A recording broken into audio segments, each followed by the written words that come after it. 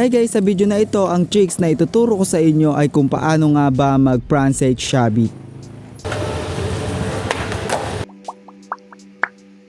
Ang frontside shabit guys ay isang basic tricks lang naman dito sa skateboard na kahit kayong mga beginners ay kaya nyo tong magawa ng mabilis lang. Kaya naman ngayon ay ituturo ko sa inyo kung paano nga ba mag frontside shabit dito sa skateboard at bibigyan ko rin kayo ng mga tips para mas makatulong na magawa nyo tong tricks na to. Kung napapansin nyo naman guys, itong frontside shabit ay para lang naman tong kagaya ng pop shabit pero magkaiba lang sila ng ikot. Pero mas mahirap itong frontside shabit guys kaysa dito sa pop shabit. Kaya naman panoorin nyo to hanggang sa dulo para mas maintindihan ninyo kung paano nyo magagawa yung frontside shabit. Kaya naman guys ay umpisan muna natin to sa mga tricks na kinakailangan nyo bago nyo magawa yung frontside shabit. Ang unang tricks na dapat meron ka na kapag gagawin mo yung frontside shabit ay walang iba kundi ang frontside 180. Itong frontside 180 guys ay makakatulong talaga sa inyo ng malaki para magawa nyo yung frontside shabit. Kasi magkaparehas lang sila ng rotation ng skateboard. Ang pinagkaiba lang ng frontside shabit ay hindi nyo sasama yung katawan ninyo sa pag-ikot ng skateboard. Ang pangalawa naman na tricks na siguro makakatulong sa inyo para magawa nyo yung frontside shabit ay walang iba kundi ang pop shabit. Makakatulong din yung pop shabit para mas maintindihan nyo kung paano nyo magagawa yung frontside shabit. So ngayon ipapakita ko sa inyo yung tamang foot placement at kung paano nga ba yung foot placement ko kapag ginagawa ko yung frontside shabit. Nilalagay ko yung front foot ko dito sa may baba ng mga hardware kagaya neto at dapat naka-straight lang yan na kagaya naman neto. Tapos dapat din nakalabas yung toe ninyo na kagaya neto at yung heel nyo naman ay nakapantay dito sa gilid ng skateboard kagaya neto para magawa nyo yung frontside shabit. Yung back foot ko naman ay nilalagay ko dito sa may bandang gitna na ng tail ng skateboard kagaya neto. Kasi para mapop nyo yung tail ng skateboard at mapaikot nyo yung frontside shabit. Ang tip number 1 ko sa inyo ay dapat hindi ganito yung back foot ninyo kasi mahirapan kayong mapop yung tail ng skateboard at hindi nyo mapapaikot yung frontside shabit. Basta dapat nandito lang sa may gilid ng tail ng skateboard. At ganyan lang yung foot placement ng frontside shabit. So ngayon naman ay ipapakita ko sa inyo kung paano nyo nga ba mape-perfect at magagawa yung frontside shabit. Ang una nyo lang gagawin para mapaikot nyo yung frontside shabit ay kailangan nyo ipop yung tail ng skateboard tapos parang sisipain nyo siya papunta dito. Tapos yung front foot nyo naman ay iaangat nyo lang para umikot yung skateboard ng 180 degrees. Mas maganda rin guys na practicein nyo muna yung frontside shabit ng kagaya nito. Ang gagawin nyo lang ay papaikutin nyo lang yung skateboard tapos sasaluhin lang ng front foot ninyo yung skateboard kagaya nito para masanay lang kayo na gawin yung frontside shabit. Mas maganda rin na itry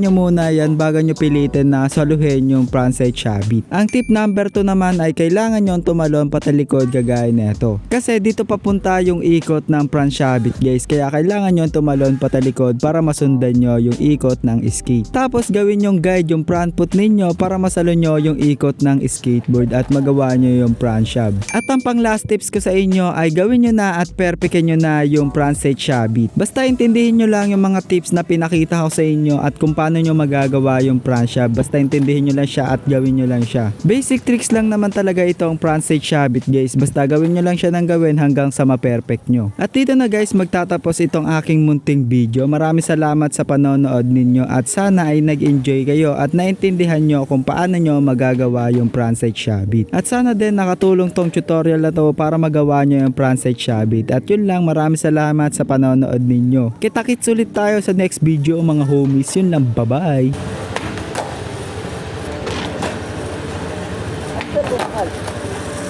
Ah.